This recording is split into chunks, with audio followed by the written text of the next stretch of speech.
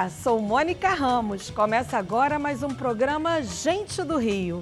Todo domingo conversamos sobre o nosso querido Rio de Janeiro. Exibimos um programa novo pela manhã e reapresentamos depois do Canal Livre. Ou você pode assistir a qualquer momento no nosso canal do YouTube, Band Rio. O Brasil foi um dos países que ficaram mais tempo com as escolas fechadas por causa da pandemia de Covid-19. Isso pode representar um retrocesso de 4 anos na educação dos brasileirinhos. Esses dados são da Fundação Getúlio Vargas. Como fazer agora para recuperar o tempo perdido e avançar? Fique com a gente, porque nesse ano do centenário de Paulo Freire, nosso assunto hoje é educação, com gente do Rio em dose dupla. Quem vai nos ajudar a responder a essas e muitas outras questões é o secretário municipal de Educação, Renan Ferreirinha, e a doutora em Educação, Andréia Ramal. Muito obrigada pela sua participação, secretário municipal de Educação, Renan Ferreirinha. Obrigada também pela sua participação, Andréia Ramal, que é doutora em Educação, palestrante e especialista também no tema. Obrigada, eu que agradeço esse convite, Mônica, prazer estar aqui também, secretário Renan Ferreirinha. Grande prazer, obrigado Mônica, é um prazer estar aqui com vocês. Andréia, já é uma pessoa que a gente acompanha e troca há muito tempo, uma grande especialista mesmo em educação. Exatamente, cheia de títulos, né? Eu falei, eu ia falar especialista na causa, mas não deixa de ser uma causa também. Claro. A educação é uma causa, né? Aliás, desde março do ano passado, né? Com essa pandemia, todo mundo foi pego de surpresa, todo mundo teve que se reinventar, alunos, professores, pais. As escolas estavam preparadas? Como é que vocês avaliam isso? A gente já sabia que o futuro da educação ia no caminho da modalidade híbrida, quer dizer, parte presencial, parte online. E o Brasil estava se preparando para isso aos poucos. De repente, o professor foi dormir numa noite, professor presencial, e acordou no dia seguinte, professor à distância. Então, esse mergulho tão abrupto nessa nova modalidade foi realmente algo que tomou todo mundo de surpresa. Professores ficaram inseguros, não tinham essa experiência toda com videoaulas online e principalmente na questão dos alunos e das famílias, né? A gente, para ter educação à distância, precisa de recursos tecnológicos, precisa de uma família participativa para acompanhar o trabalho escolar dos filhos e precisa também muita autonomia do estudante para ele ser capaz de colocar sua autodisciplina, de estudar nos horários devidos, de ligar a câmera quando precisa, de fazer as coisas sem ter um professor lá tomando conta. Então foi um choque, mas o ponto positivo de tudo isso é que agora eu acredito que não tem mais volta, né? Acho que a gente teve aí um batismo de fogo. A gente já experimentou como é que é essa modalidade online. Temos aí muitas lacunas para correr atrás, o Ferreirinha com certeza vai falar disso. Mas agora a gente já experimentou, acho que muita gente gostou. E o futuro é realmente usar melhor a sala de aula presencial e também usar a tecnologia para tudo que ela for potencializar o ensino. E para você, secretário, você assumiu já em plena pandemia, né? Mas antes, como deputado, já acompanhava a educação de perto, né? Já era um parlamentar atuante nessa área, né?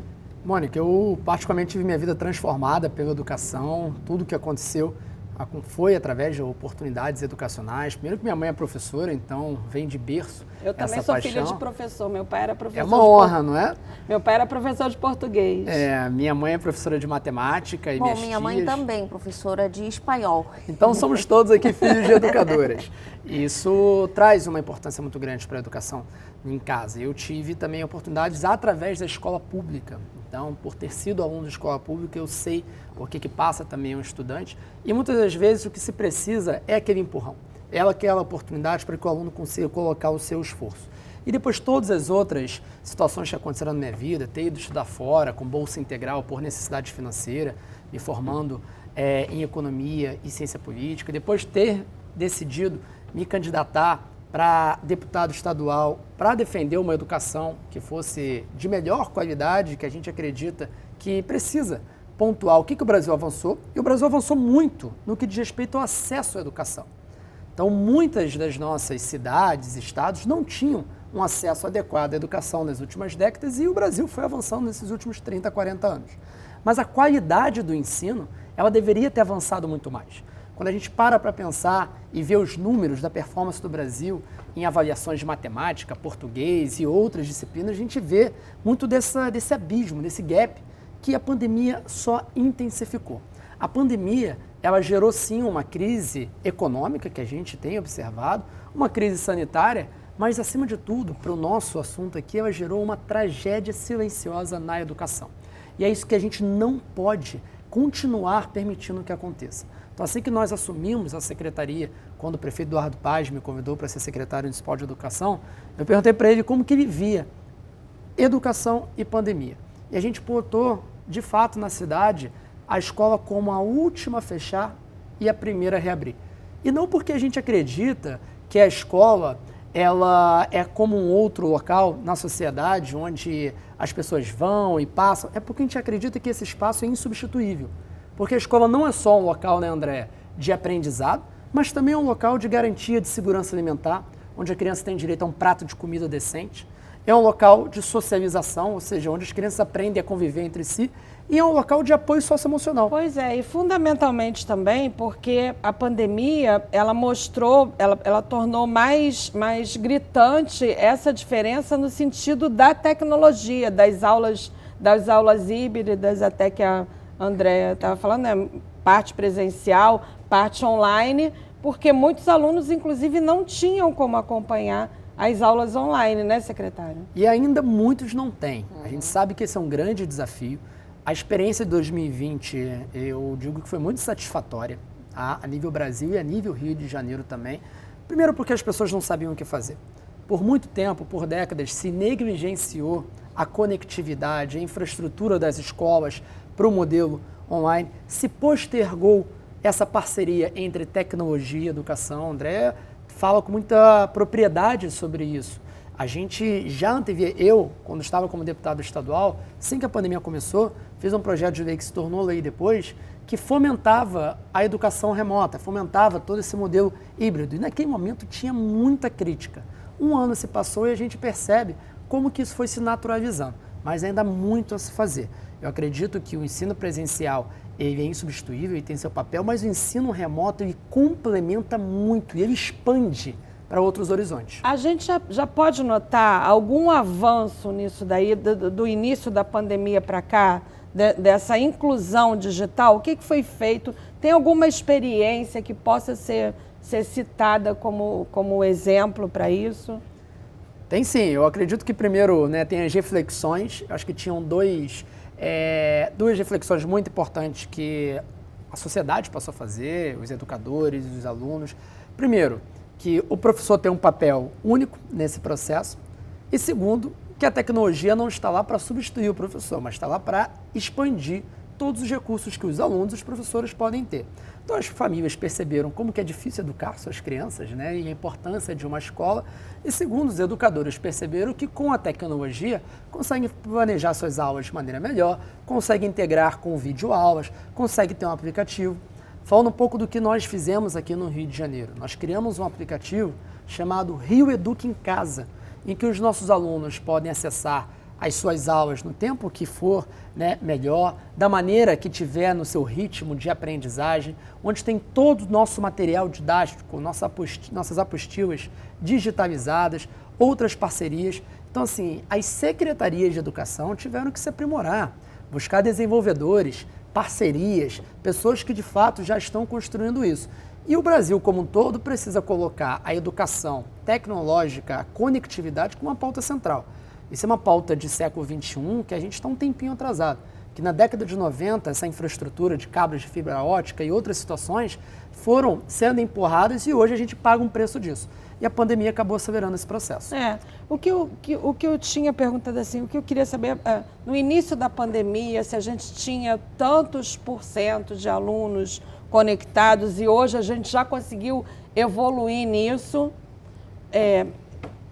Tem algum dado sobre isso, alguma estatística? Talvez você tenha, Ferreirinha, daqui do Rio, tem? Nós temos sim, nós temos algumas estatísticas, né, baseadas na Secretaria Municipal de Educação, mas que muitas delas até não são tão confiáveis no nível de utilidade. Elas são reais, mas, por exemplo, a gente tem uma estatística de que 20% dos nossos alunos não tiveram nenhuma relação com a parte tecnológica, seja com uma aula online, com aplicativo. Só que os outros 80% não quer dizer que foi uma experiência maravilhosa. Às vezes ele simplesmente logou e não conseguiu ter o conhecimento adquirido. Então, a partir de agora, assim que nós chegamos, nós passamos a acompanhar esse processo de uma maneira contínua. Isso é que eu ia... contato, eu tenho contato com muitos professores, não só do município do Rio, de outros lugares do Brasil, com famílias também que me procuram pedindo dúvidas, enfim, orientações. E assim, eu poderia dizer que a minha percepção é que realmente houve uma enorme parada na educação em geral. Claro que teve casos de famílias que conseguiram acompanhar as aulas online, os aplicativos, etc. Mas assim, a falta de conectividade foi realmente muito grande. O principal problema foi a falta de conectividade. Esse eu diria que foi assim, o nível básico que a gente deveria ter. Mesmo quando havia conectividade, aí a gente passaria para o nível 2, que era necessário, que seria a motivação, a autodisciplina, o acompanhamento dos pais. Era isso que eu ia fazer a pergunta. E ainda tem o nível 3, quando tudo isso existe e não tem a capacitação do professor para fazer isso.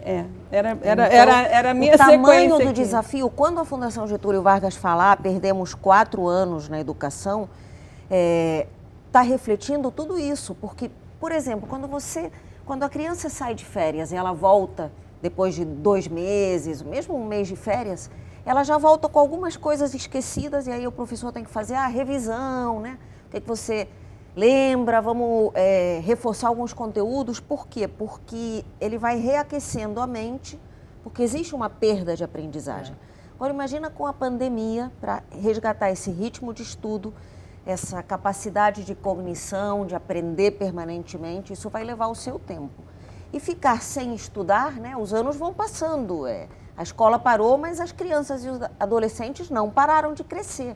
Então a gente vai ter que correr atrás aí de anos escolares. Só um ponto nisso, Mônica, que é super interessante que a Andréa está nos trazendo, que o retrocesso na aprendizagem ele é enorme.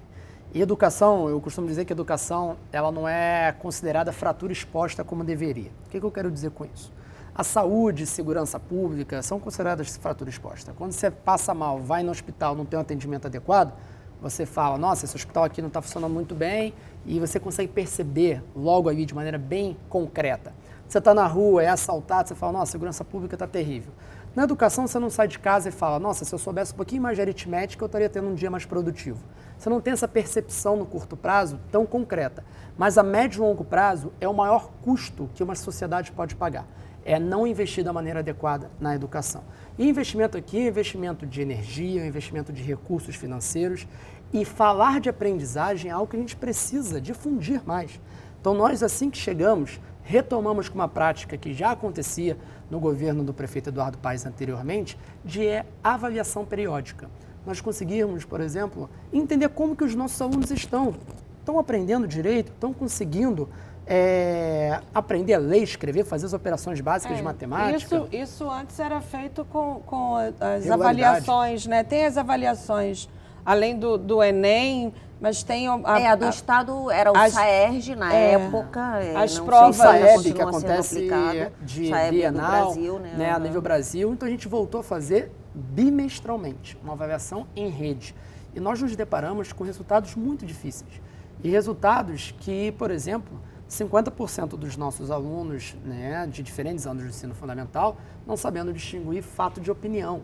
Né? Operações básicas, às vezes, de matemática, que você consegue ter... Ou seja, se aproximando do analfabetismo funcional, no caso. E muitas vezes isso acaba gerando analfabetismo funcional. Isso levando em consideração um trabalho incrível que os nossos professores conseguiram fazer com muitos limites, sem ter tido uma política pública adequada no começo da pandemia que desse o suporte necessário.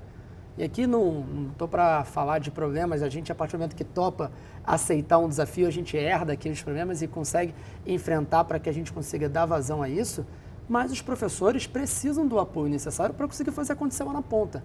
E os alunos, que são o foco, né, são os protagonistas da educação, entenderam que essa escola é atraente, né, que eu acho que é muito do nosso desafio. E agora, Mônica, não só complementando isso, desculpa. Não, imagina. O Rio vinha num caminho muito interessante antes da pandemia, de avaliação permanente. Começou lá com a Cláudia Cochin, secretária, depois a Helena Bomenique deu continuidade. E hoje em educação a gente fala muito de metodologias ativas, quer dizer, o aluno cada vez mais protagonista do processo. Então, o aluno ir lá na frente, apresentar um trabalho, fazer uma dramatização, pesquisar por si mesmo, aquilo de desenvolver autonomia, inclusive a autonomia intelectual dele se posicionar, de saber a diferença entre fato e opinião, de criticar uma fake news, etc. Para tudo isso, o professor precisa ser entendido muito mais como um orientador do que como aquele transmissor de conteúdos, mais aquela aula mais magistral que o aluno só fica ouvindo e anotando. O que eu vejo que aconteceu com a pandemia é um risco, isso não só no Rio, em todo o Brasil. De repente, quando a gente passou a ter educação à distância, voltou, espero que temporariamente, o método tradicional de ensino, que é o professor falando através de uma videoaula. Expositivo e os alunos lá assistindo. O índice de participação era muito baixo, né? Exatamente. Essa interatividade, né? Claro. E aí isso foi desmotivando, porque são crianças e adolescentes já habituados a um mundo interativo, onde ele não é mais o receptor, ele quer ser um autor também, né? E isso a gente pode dizer que isso aconteceu também nas escolas particulares? Isso Sim. foi um problema que uniu as duas redes, digamos assim. Como é que foi na pandemia, como é que foi o ensino nas escolas particulares também? Mônica, esse abismo sempre vai acontecer e como o Ferreirinha falou, né, ele pode até se agravar nessa pandemia. As escolas particulares, elas contam com um alunado que já tem recursos em casa, na maior parte das vezes, que tem pais com formação acadêmica, formação escolar, para orientar esses trabalhos, né? E muitas vezes a própria escola já estava ensaiando projetos com tecnologia e educação, até por causa desses recursos, já estava um pouco mais avançada nesse sentido. Agora, a motivação do estudante, ela caiu igualmente nas duas redes, né? Muitos pais me ligavam dizendo, olha, será que é só o meu filho que não estuda? Será que é só o meu filho que chega a hora da aula e não quer ligar o computador? Não, isso aí a gente precisou lidar com isso. Inclusive, o nosso jovem, ele usa muito a internet, mas ele não sabe usar a internet para estudar. Exatamente. Ele usa para joguinhos, para redes sociais. Agora, usar a internet como instrumento de aprendizagem é o desafio que aí entra a formação do professor, para ele cada vez mais se aprimorar nesse universo tão rico que a tecnologia digital pode trazer. Assim, me lembro de uma professora que me disse, olha, eu fico desesperada porque os alunos não ligam as câmeras. Então, eu fico dando aula e é um monte de quadradinho vazio, eu me sinto tão só. E achei muito interessante que aqui no Rio a Secretaria está desenvolvendo um programa de saúde mental do professor. Esse já era um desafio antes da pandemia, porque a profissão de professor, não sei se todos sabem, mas ela é considerada uma das mais estressantes entre as profissões.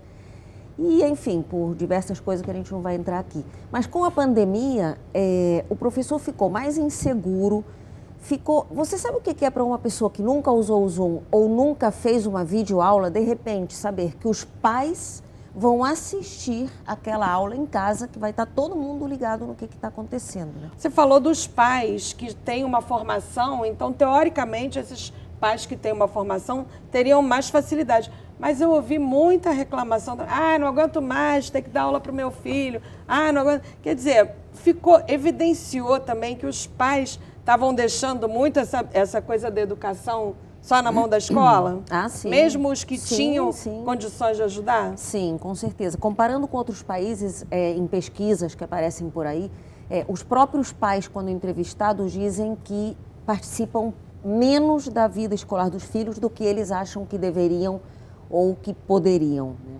Então, assim, eu acredito muito nessa parceria necessária entre escola e família.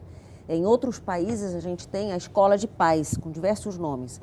Mas os pais irem para a escola não só para a reunião de pais, para eles receberem orientação sobre como eles podem potencializar o trabalho da escola, como é que eles podem complementar aquilo que os professores fazem. E muitas vezes não é ensinar a matéria, não, porque ensinar a matéria realmente é com a escola. Mas é nessa parte de motivação, de fortalecer a organização, de mostrar que valoriza o estudo. Vocês sabem que também pesquisas mostram aí, fizeram uma pesquisa muito interessante sobre crianças que almoçavam ou jantavam com os pais e o rendimento delas com relação a crianças que nunca almoçavam e jantavam com os pais. Isso já era enorme a diferença. E pais que perguntam sobre a escola. O que você aprendeu hoje? Como é que é a sua professora? Fala o nome dos seus coleguinhas. Fala alguma coisa de novo que surgiu. Quando você faz isso, a criança diz, poxa, escola é importante para os meus pais. Então, eu preciso ser bom na escola, porque aí eles vão me valorizar. E a criança aprende por esse exemplo, por essa convivência. Então, é muito por aí. No próximo bloco, educação em tempos de pandemia. Mas, apesar de tudo, será que já se consegue uma estabilidade na rotina dos estudos? E nesse cenário, como incentivar os alunos e professores? O Gente do Rio volta já.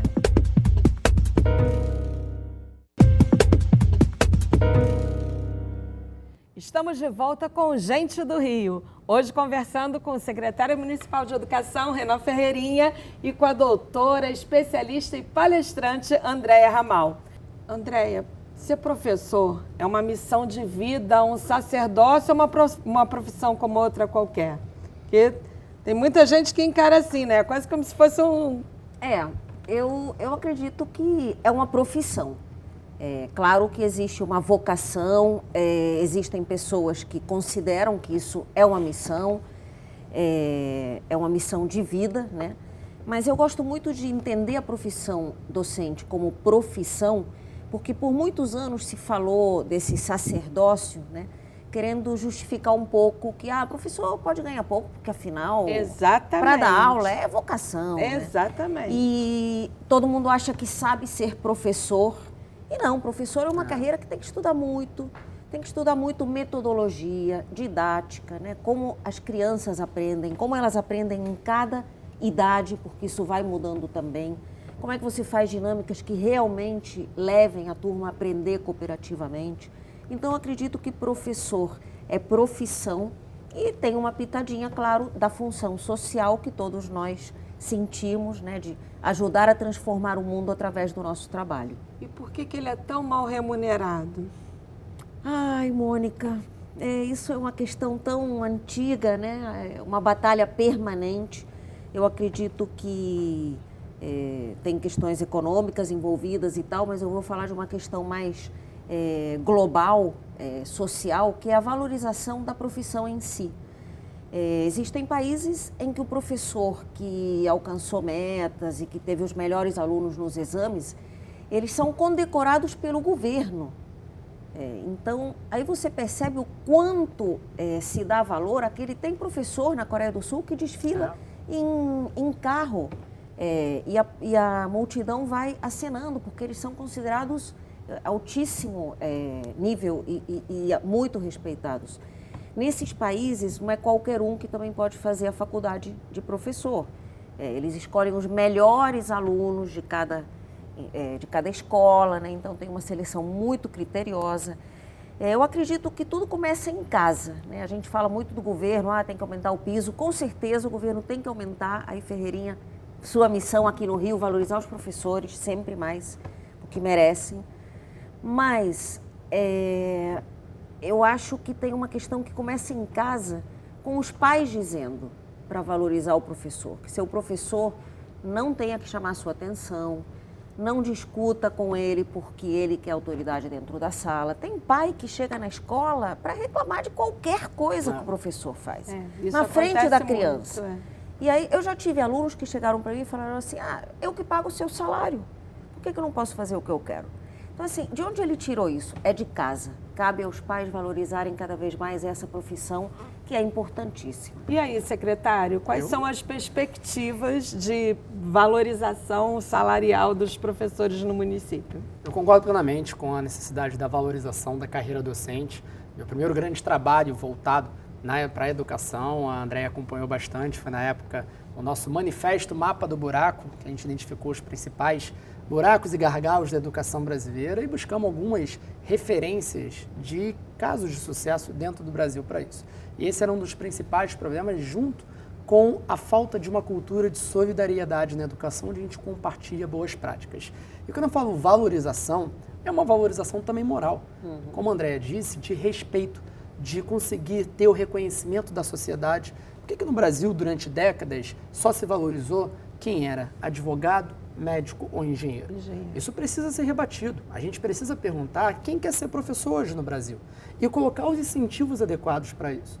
As grandes transformações de sociedades que se basearam na educação, da Coreia do Sul à Finlândia, passando por Costa Rica, tiveram a valorização do professor como um pilar central. Ganhar melhor, sim, mas não só isso.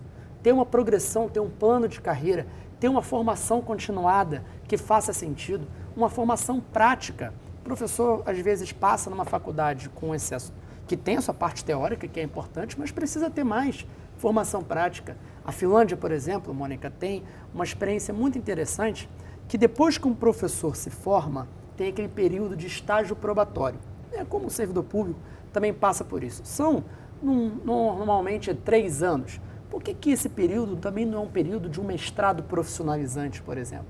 Nós estamos estudando diferentes práticas que poderiam ser adotadas, porque você consegue qualificar mais esse profissional, que consegue melhorar a sua remuneração, o seu status, e consegue também melhorar a qualidade de ensino também para os nossos alunos. Então acaba sendo um ganha-ganha.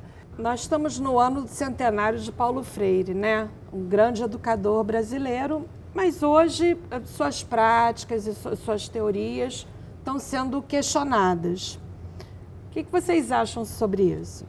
Olha, Mônica, eu fico assim estarrecida de ver o que acontece em relação a Paulo Freire, porque só pode ser porque as pessoas ou não leram ou leram completamente fora do contexto em que o Paulo Freire escreveu o que ele escreveu.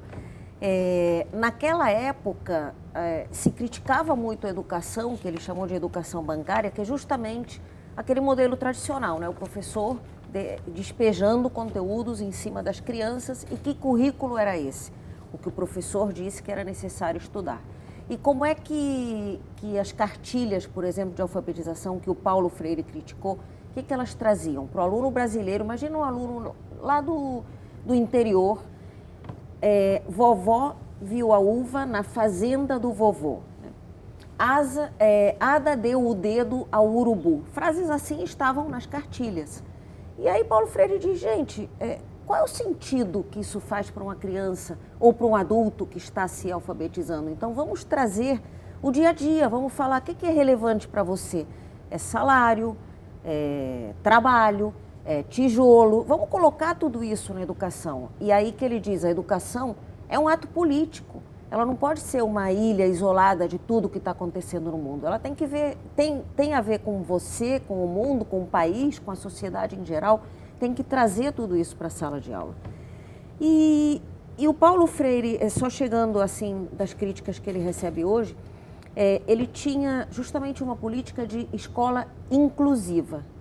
Então, muitas vezes a escola era entendida como um prolongamento da casa do estudante de classes sociais mais favorecidas. Então, a professora falando um linguajar difícil, e aí a criança mais pobre chegava, a gente somos, nós foi.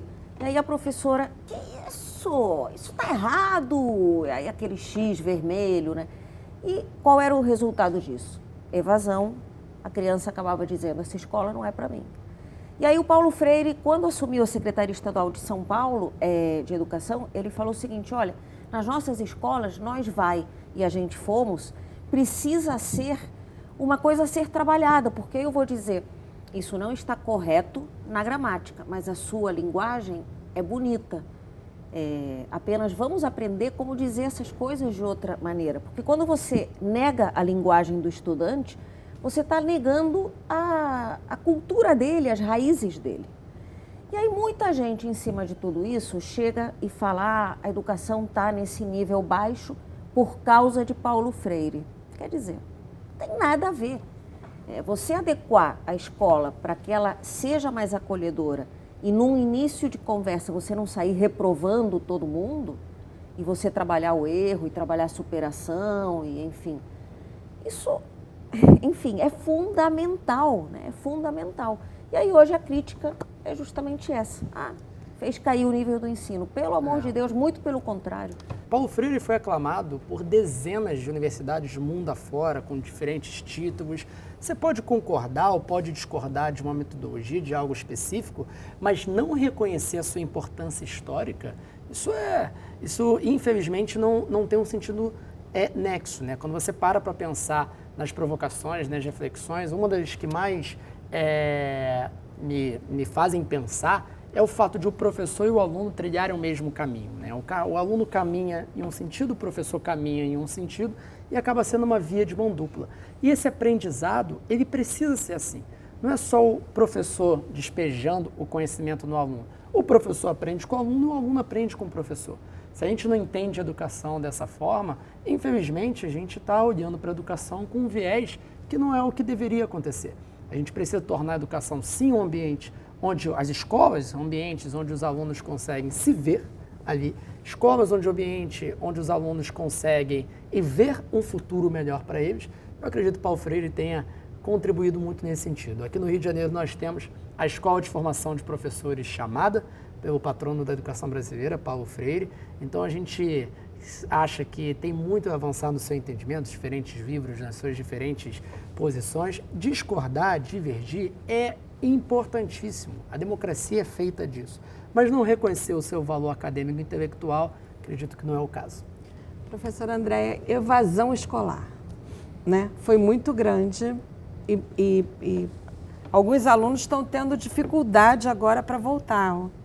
Esse é outro risco que a pandemia nos trouxe, não tanto no ensino fundamental, mas principalmente no ensino médio. O Brasil já vinha com números muito preocupantes de evasão, que justamente formam depois aquela geração neném, que hoje em dia são 1 a cada 5 jovens entre 20 e 25 anos que não estudam e nem trabalham. Onde é que começa isso? Quando esse jovem tem 15 a 18 anos e ele já está fora da escola. Então esse número era elevadíssimo. A gente tem uma percepção bimestral, que a gente sempre pergunta para os nossos diretores que colocam no nosso sistema e que é um dado muito maior do que se normalmente tem. Normalmente no município, que vai até o 9º ano do ensino fundamental, a evasão escolar acaba ficando algo em torno de entre 1% e 2%. A gente tem observado algo em torno de 4% a 5%. Então pode ser até 3 vezes maior do que o comum. A Unicef fez um estudo recentemente que mostrou que boa parte da evasão nesse momento tem acontecido com crianças mais novas. Isso é um grande retrocesso. Que o Brasil conseguiu avançar muito, como eu disse, no acesso, em garantir que a criança estivesse na escola. E por que afetou os mais novos? Que são os que têm menos autonomia para conseguir ir até a escola, dependem mais da família para isso. Então você acaba tendo uma situação onde os mais velhos foram rematriculados, mas não necessariamente estão indo. Esse é um trabalho que a gente vem observando bimestralmente, alguns vão, depois somem, porque acabaram fazendo um bico, alguma coisa, a gente tem que combater isso. O local de criança é na escola, estudando, não é trabalhando, fazendo algum bico que, infelizmente, a pandemia empurrou para isso. Por isso que a importância de ter a garantia de alimentação e outras situações importantes. Agora, para combater a evasão escolar, tem que ter busca ativa. É isso que eu ia perguntar. A busca ativa é a saída para isso, professora? Sim, a busca ativa e envolvendo as famílias, sempre, sempre. Eu me lembro de um filme que se chama Nenhum a Menos, que é aquela professora que sai para buscar uma das alunas que resolveu sair da escola, enfim, ela vai até para outra cidade, é um filme maravilhoso. E eu acho que a escola carioca deveria se entender assim nesse momento, de que realmente não fique nenhum a menos. E até mesmo durante a pandemia, em algumas entrevistas, eu defendi muito isso, de que a busca ativa já começasse desde agora com uma comunicação ativa. Então, assim, por exemplo, mensagens do professor. Paulo, eu estou aqui esperando você, hein? Estou lembrando de você com essa matéria que a gente vai ver hoje na videoaula. Espero que você esteja fazendo aí o exercício. Coisas personalizadas com a voz do professor, recadinhos, para a criança não perder esse vínculo tão importante. O município do Rio está fazendo busca ativa? Esse é um dos nossos pilares principais. A gente vai na casa do aluno. A diretora, a professora, às vezes entrando em contato com isso. Então, nós temos uma parceria. Qual é a maior dificuldade para trazer o aluno de volta? A maior dificuldade acaba sendo o entendimento de que, primeiro, a escola ela vai te proporcionar hoje uma alternativa melhor do que você já estava fazendo, seja um trabalho informal, seja um caminho que a gente não deseja que nossas crianças e jovens sigam. Existe medo também ainda do coronavírus? Existe, mas cada vez menos. É um processo de credibilidade. A gente sabe do momento que nós estamos passando. Aqui no Rio de Janeiro não tem negacionismo, a gente trabalha com a ciência, nós temos um comitê científico que nos assessora, que nos orienta sobre o que deve ser feito. Nós fizemos um protocolo sanitário junto com a saúde, validado pelo comitê científico. Então nós temos a urgência com a educação, nós acreditamos que a escola é insubstituível, mas nós temos a responsabilidade com esse momento. Por isso que nós fomos a primeira capital a ter vacinação em massa dos profissionais da educação, dos nossos professores. Todos já receberam a segunda dose, ou seja, já estão imunizados. E aí, a partir do momento que isso vai sendo realizado, as famílias vão confiando. Hoje, no Rio de Janeiro, André e Mônica, nós temos 82% das nossas famílias apoiando o retorno. Apoiando no sentido de escolher, né? De escolher que o seu filho esteja na escola. Então, isso para a gente é um resultado muito interessante. Se tiver algum problema, precisa ser corrigido, nós estamos corrigindo, de infraestrutura, de conseguir colocar um professor que consiga suprir uma carência, tudo isso é reconhecido e é um processo. Mas ter a escola funcionando para aquele aluno e para aquela família é importantíssimo para a nossa sociedade. Professor André, no final do ano passado, alguns educadores já defendiam uma revisão nesse processo de ensino remoto. Isso aconteceu mesmo esse ano? Eu acho que a gente ainda tem muito a avançar, Mônica, porque o modelo híbrido, a educação à distância, não é só videoaula. Tudo que a gente faz na sala de aula, dinâmica de grupo, apresentação dos alunos, um exercício mais interativo, tudo isso pode ser feito com ferramentas tecnológicas e elas ainda não estão sendo bem utilizadas. Mas eu acho que a gente ainda não chegou num nível mais profundo dessa educação à distância, que precisa realmente ter aplicativos, ter softwares a partir dos quais as crianças aprendem habilidades matemáticas, habilidades de linguagem, o raciocínio, os materiais mais adequados. Tudo isso é um processo que a gente vai ter que realmente correr atrás. E que a Prefeitura do Rio já começou a correr atrás, né? Com certeza. Esse é um processo de contínuo aprimoramento, mas a educação remota ela vai muito além das videoaulas, como a Andréia disse. Nós temos o nosso aplicativo, na verdade nós temos 3 frentes. Nós temos a educação online, através do aplicativo Rio Educa em Casa, onde os alunos podem entrar e não pagam a internet ao acessar esse aplicativo.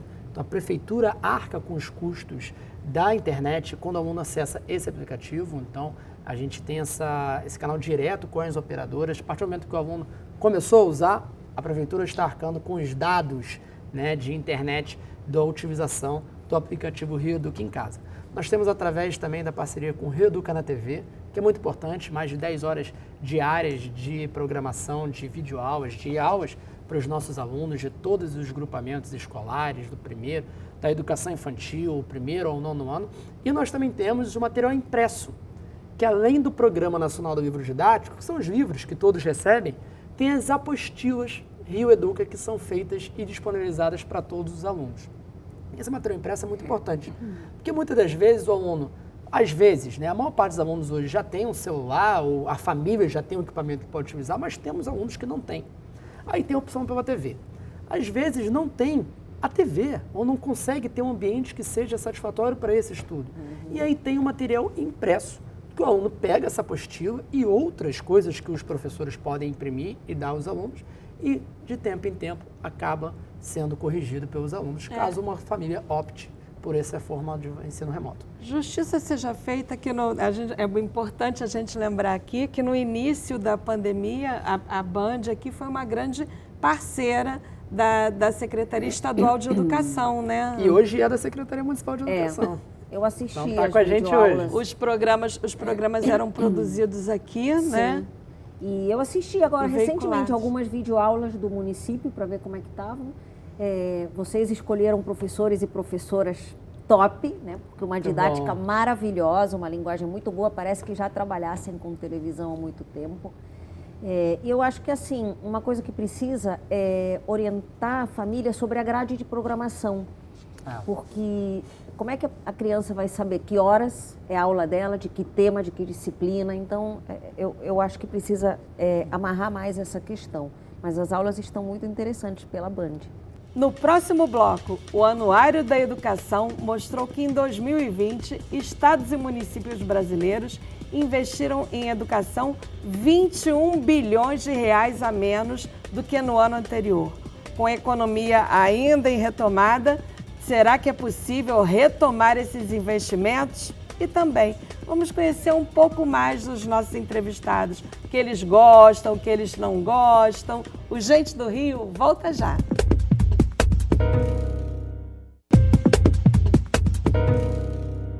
Estamos de volta com Gente do Rio, hoje conversando com o secretário municipal de Educação, Renan Ferreirinha, e com a doutora, pesquisadora, palestrante, Andréia Ramal. Isso aí.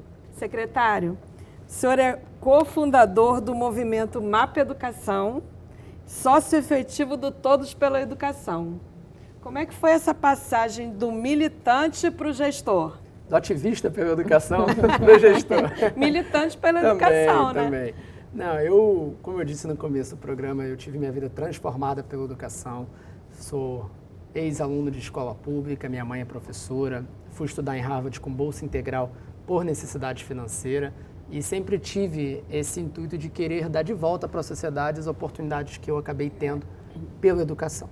Então, entrei na política, primeiro, para trabalhar para uma educação que fosse mais inclusiva e hoje, enquanto secretário de Educação no Rio de Janeiro, é o que a gente trabalha todos os dias, para garantir que a escola seja um ambiente que possa proporcionar ao nossa criança, ao nosso jovem, a oportunidade de sonhar, que muitas vezes isso é tirado. E lá atrás eu lembro dos impossíveis que um dia me foram ditos.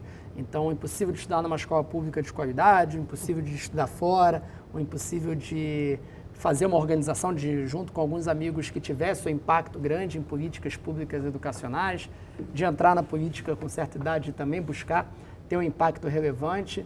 E eu acredito que o único local que consegue quebrar esses impossíveis é a escola funcionando muito bem. É a educação de uma maneira digna, de uma maneira que consiga reconhecer as potencialidades de cada um dos nossos alunos. E nós temos muito a fazer. É verdade que o Brasil, né, Andréia, nunca colocou a educação como um projeto principal para o seu desenvolvimento. Nunca tratou a educação como pilar central para um projeto de país. Nós tivemos tentativas, nós tivemos suspiros.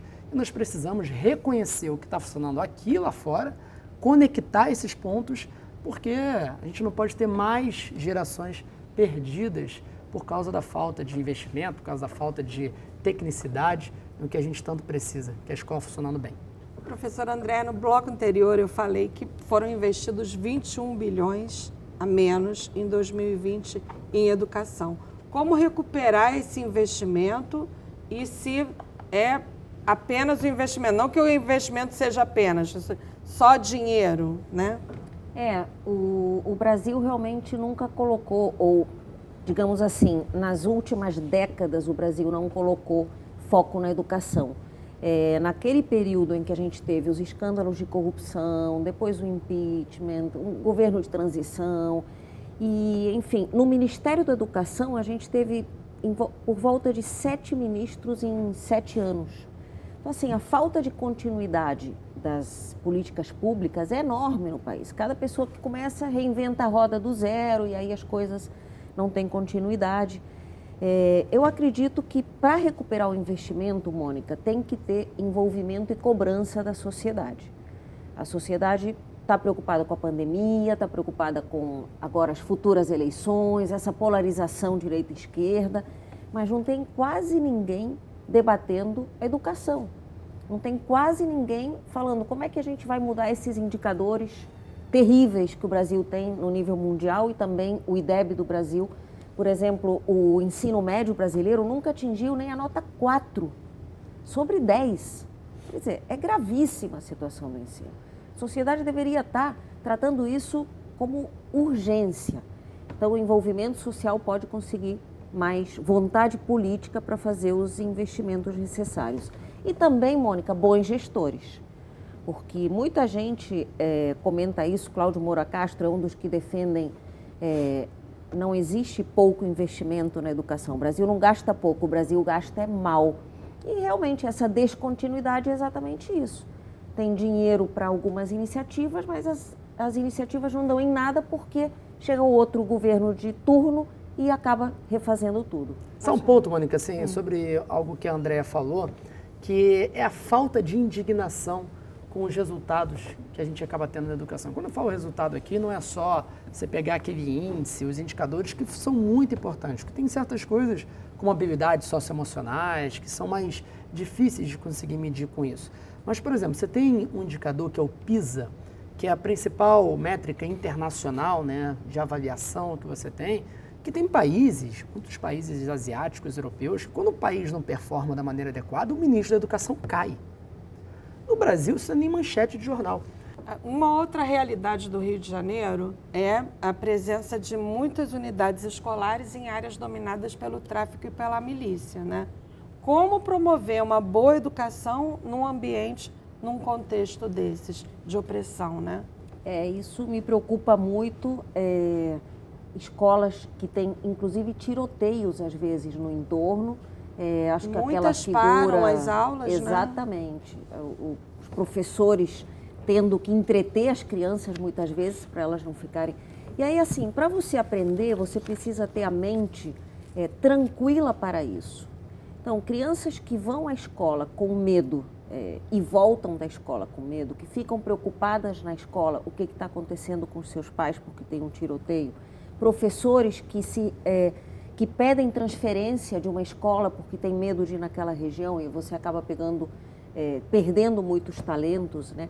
Isso aí prejudica muito também a educação. Eu acredito que isso aí passa muito pela parceria com a Secretaria de Segurança, né? Enfim, ações que possam ser feitas. Eu acho que a educação não vai poder resolver tudo sozinha. A educação é um investimento de longo prazo. Também acredito que não adianta só com polícia, obviamente. É aqui na educação que a gente está plantando a possibilidade de mudar.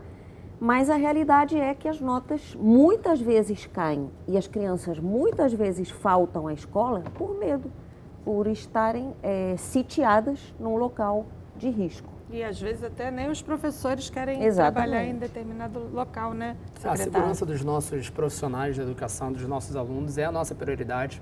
Enquanto Secretaria de Educação, a gente fica muito limitado quanto a isso, mas nós podemos fazer muitos dos protocolos ou parcerias, por exemplo. Nós temos uma parceria com a Cruz Vermelha sobre um protocolo de como se portar em caso aconteça um tiroteio. Então, nós temos um protocolo chamado Acesso Mais Seguro, que é um programa, né, que ensina as nossas crianças e os nossos estudantes como que está o contexto externo, se o aluno pode ficar num certo andar, se precisa se agachar. É uma situação muito difícil, muito triste que nós vivemos. Isso precisa ser resolvido com a educação, dando resultados a longo prazo. No curto e no médio prazo, o que nós focamos é buscar dar o máximo de segurança às nossas escolas com esses protocolos, com proteção quando é adequado, mas também garantindo para as nossas crianças um ambiente que seja diferente daquele contexto. Até porque boa parte, mais de 1/3 das nossas escolas acabam estando em áreas conflagradas. Eu vou em todos os lugares do Rio de Janeiro, rodo muito, e o que a gente precisa colocar como prioridade é um pacto social pela educação, né? Que a escola seja preservada, não só de tiroteios e outras situações mais graves, mas de pequenos delitos, que não são pequenos nem nada. Então, furto de escolas. Coisas que não aconteciam antes, né? Que precisam que a gente precisa colocar isso de uma maneira que é um crime e que precisa contar com o apoio de toda a sociedade fazendo a sua parte para que as escolas sejam preservadas. E é para isso que a gente vem lutando e buscando mudar esse cenário. Agora vamos amenizar um pouquinho a conversa. Vamos para o nosso ping-pong final e saber aquelas perguntinhas mais pessoais e se conhecer um pouco do lado não profissional, digamos assim, dos nossos convidados. Quando criança, o que queria ser quando crescesse? Eu queria ser médica ou escritora. E aí acabei indo para o lado de escrever e de ser professora. Eu já quis ser diferentes profissões, mas acho que por muito tempo pensei em ser engenheiro. Mas aí quis trabalhar mais com gente e acho que fiz a decisão certa. Que escola estudou? Estudei numa escola pública inicialmente, na escola Albert Schweitzer, que fica em Laranjeiras, e depois no Colégio Sion, no Cosme Velho. Estudei no Jardim Escola Sonho de Criança, o GESC, em São Gonçalo, estudei no Riachuelo, em Niterói, e estudei no Colégio Militar do Rio de Janeiro, aqui na cidade do Rio. Qual é seu prato preferido na merenda? Meu prato preferido é isca de fígado com feijão, arroz e purê. O meu é ravioli de ricota e espinafre. Mas isso não tem merenda escolar, não. Não. Eu perguntei de merenda Que o de balanço O escola. negócio é nutricional. carboidrato. Isso o balanço nutricional fica muito pesado as calorias. Pois é. E a Isso não tem merenda as nossas escolar, nutricionistas da prefeitura não deixam, não. Com razão. Tem que ser. Lugar que lembra a infância. Buenos Aires. Ia muito com a minha família. O Colégio Municipal Castelo Branco, onde minha mãe trabalhou. Joguei muita bola lá. Aí ia pra lá. Você estudava lá? Não, eu estava em frente à escola, mas minha mãe deu aula há mais de 30 anos nesse colégio. Fica bem no centro de São Gonçalo. Essa coisa de estudar onde vocês já estudaram, onde os pais... Você é filha de professora, você... Eu nunca estudei onde minha mãe trabalhou, mas sempre frequentei muito as escolas onde minha mãe passava. Livro de cabeceira. Um livro que me marcou muito foi O Sonho dos Heróis, que é de um autor chamado Adolfo Bioy Casares, escritor argentino. Eu gosto muito de literatura fantástica e ele atua nessa área. Adorei. Meu livro preferido é Um Longo Caminho para a Liberdade, biografia do Nelson Mandela. E atualmente estou lendo do Barack Obama, primeira da trilogia. Biografias são muito legais, né? Eu adoro. Também adoro. Filme. Filme é A Vida dos Outros. Filme fantástico que transcorre no pós-nazismo, né? Muito legal. Recomendo. Sociedade dos Poetas Mortos. Que é bem... Educação, disruptivo. É isso aí. Super-herói preferido. Ah, Superman. Homem-Aranha. Que superpoder gostaria de ter? De libertar todos os animais que estão maltratados ou em cativeiro. Assim, abrir todas as gaiolas e jaulas. Para mim é extinguir a fome. Acho que é a situação mais precária que um ser humano pode passar. Então, que ninguém tivesse fome nesse mundo. Um educador. Paulo Freire. Darcy Ribeiro. Que te inspira? Pessoas que são revolucionárias, que não têm medo de não seguir os padrões já feitos. Papa Francisco, por exemplo, né, que chega lá e bota para quebrar. Eu acho que sem pessoas assim, o mundo não muda, a história não avança. As pessoas, como o André falou, certamente Papa Francisco é um grande exemplo e acho que outros, mas assim, em termos de missão, de propósito, é o trabalho pela educação, uma educação inclusiva, justa, mais acessível. Trabalha o tempo todo ou faz o que quando não está trabalhando? Não, trabalho bastante, mas adoro jogar bola, né? Qual posição? Eu sou canhoto, né? Eu gosto de jogar de meio esquerdo, mas quando você tem uns caras bons de bola no time, eu falo que é lateral esquerdo e que ninguém quer jogar de lateral esquerdo. E você, André, que gosta de fazer? Gosto muito de tocar violão, adoro música, componho algumas músicas também. Artista aqui. Meu sonho é ter uma das minhas músicas gravadas por alguém, principalmente pela Fafá de Belém, que E aí, é a minha ó, cantora preferida. fica o recado, hein? Fica a dica. Uma qualidade. Gosto muito de escutar as pessoas. Acho que é buscar harmonia. Não sei se é pelo meu signo, eu sou libriana, então não gosto de briga. Eu gosto de apaziguar os conflitos e de resolver quando alguém brigou com outros, enfim. Gosto de equilibrar as coisas. Um defeito. Sangue quente, mas às vezes é muito importante, né? É Mas sangue ariano? quente, Não, eu sou escorpião. Eu sou muito bagunceira em casa. A casa está arrumada, 2 horas depois você diz, o que houve? Passou um terremoto Katrina. aqui? Está tudo fora do lugar. Furacão. Então eu queria ser Uma mais organizada. superstição.